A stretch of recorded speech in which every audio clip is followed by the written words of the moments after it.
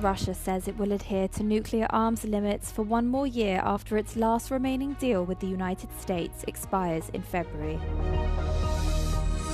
Moldovan authorities say they detained 74 people in 250 raids over an alleged Moscow-backed plot to spark unrest before Sunday's election.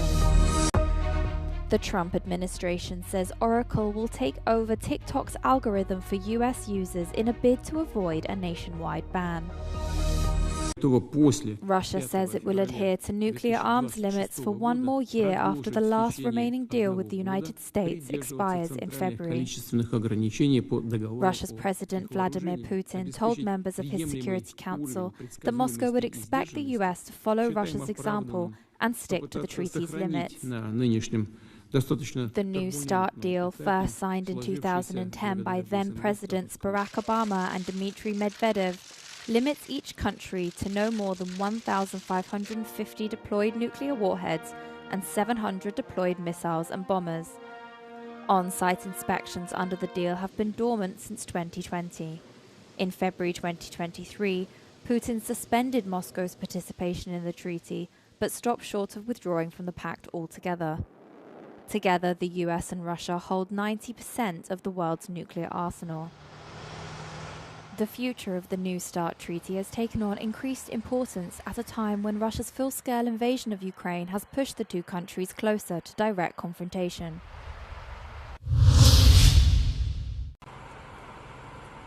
At least 3 people were killed and 2 others were injured as Russian forces struck the southeastern city of Zaporizhia overnight into Monday. Ukrainian officials say there were at least 5 strikes on various settlements, which caused fires and damaged private residential properties. At least 15 multi-story apartment buildings and 10 civilian homes sustained damage in the attacks. One of the houses was completely destroyed, with local authorities saying a woman may be trapped underneath the rubble. Meanwhile, Ukraine has also fired back, targeting Russian forces in the annexed Crimean peninsula. The Moscow-appointed head of Crimea, Sergei Aksyonov, reported a drone attack on a hotel, the Forest Sanatorium, which he claimed killed 3 people. Russia's defense ministry denounced the strike, calling it a terrorist attack on civilian targets. An Israeli drone strike in southern Lebanon killed at least 5 people, including 3 children, the country's health ministry said. The attack also injured at least 2 others, including the mother in the family that was targeted. Israel says it was targeting a Hezbollah militant operating in a civilian population. It announced it would launch a probe into the incident. Israel has frequently targeted Hezbollah militants or infrastructure in Lebanon's south. The militant group claims it has not fired back across the border since a ceasefire between the 2 warring sides was reached in November last year.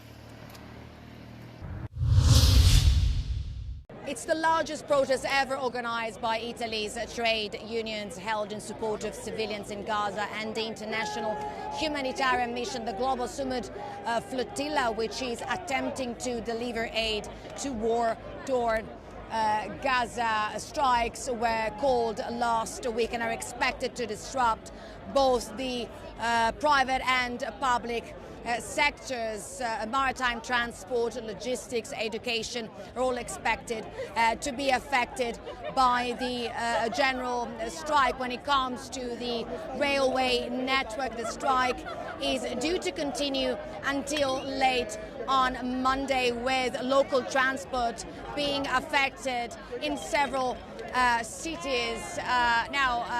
This is one of the main protests that is being held here in Rome, where over 100,000 people have joined the rally, mainly students, trade unions and pro-Palestine groups. Now, they are demanding that the Italian government cut diplomatic ties with Israel, impose sanctions, and that Italy's Prime Minister take a firm stance against Israel's military operation in Gaza. And Italy's opposition party is also calling for the recognition of the state of Palestine.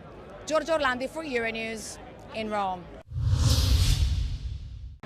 Moldovan authorities say they detained 74 people in 250 raids over an alleged Moscow-backed plot to spark unrest before Sunday's elections.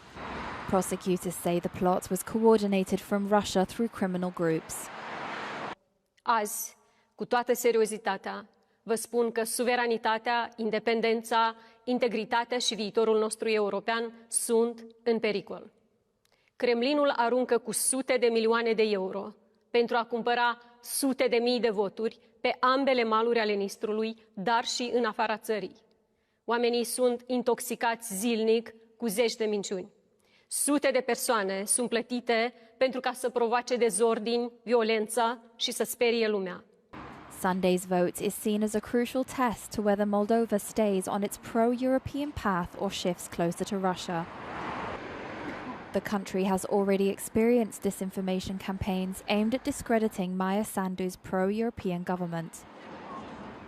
One campaign, dubbed Matryoshka, has ramped up efforts to spread propaganda in the country, including spreading dozens of fabricated stories. Officials warn the Kremlin is behind such attacks. Factory that we have. Bernard Arnault, who was once the world's richest person, said that a proposed 2% levy on France's wealthiest citizens is, quote, a way to destroy the French economy. The CEO and chairman of LVMH, one of the world's largest luxury groups, reportedly has a fortune of over 130 billion euros. The debate comes as France's new Prime Minister, Sébastien Lecornu, took office last week. He is tasked with lowering France's budget deficit and debt, the very fight that led to the toppling of the previous government. To the underground press that kept the flame of freedom. In her landmark State of the Union speech, the President of the European Commission called for an end to member states' veto power in EU decision-making. I believe that we need to move to qualified majorities in some areas, for example, in foreign policy. It is time to break free from the shackles of unanimity. Right now, governments can veto decisions on foreign affairs, enlargement and the EU budget. That also makes it harder to agree on sanctions against countries like Russia or Israel. It's a long-running debate within the EU that has never been resolved. So why raise it again now? I think she put it at the end of her speech to signal that she wants to push against those member states who use these tactical vetoes, in particular Hungary, but there's no strong push behind it. The reason for that is that to get from unanimity to qualified majority, you first need unanimity itself. EU treaties require unanimity on sovereignty issues to protect all member states. Smaller countries value this especially, as it guarantees their voices are heard. But larger states like Germany and France are pushing for more decisions by qualified majority in foreign and security policy. Experts say, however, that changing the rules is not essential, since consensus has always been the glue holding the Union together. The institution which dictates the political direction of the EU is actually in the building behind us. It's the European Council, it's the heads of state and government. They decide everything by consensus. They do conclusions by consensus. In fact, the consensus has made things more durable. Because if you immediately, on an important issue, a sensitive issue, you go ahead without voting countries, I think you'll create a problem. To shift from unanimity to qualified majority voting, there is technically no need to amend the treaties. The Commission or a group of member states could start the process. But so far, Ursula von der Leyen's call has not been met by any formal steps. The Trump administration says Oracle will take over TikTok's algorithm for US users in a bid to avoid a nationwide ban. A senior official said the deal would give the US tech giant a copy of the algorithm now owned by China's ByteDance to ease US fears over potential manipulation of content. Good afternoon, everyone. TikTok will be owned by a majority of American investors and controlled by a board of directors with extensive national security and cybersecurity credentials. In partnership with the U.S. government, Oracle will serve as TikTok's trusted security provider, and they will independently monitor the safety and data security of all U.S. user data on TikTok's platform. Americans' data will be stored securely in the United States without access from China. Before he left office, former President Joe Biden signed legislation requiring ByteDance to sell TikTok's US operations or face a steep ban. Donald Trump has repeatedly extended the deadline as negotiations continued over the app's future. Over the weekend, he name-checked Oracle CEO Larry Ellison and some of his allies and billionaires such as Rupert Murdoch and Michael Dell as being part of the deal.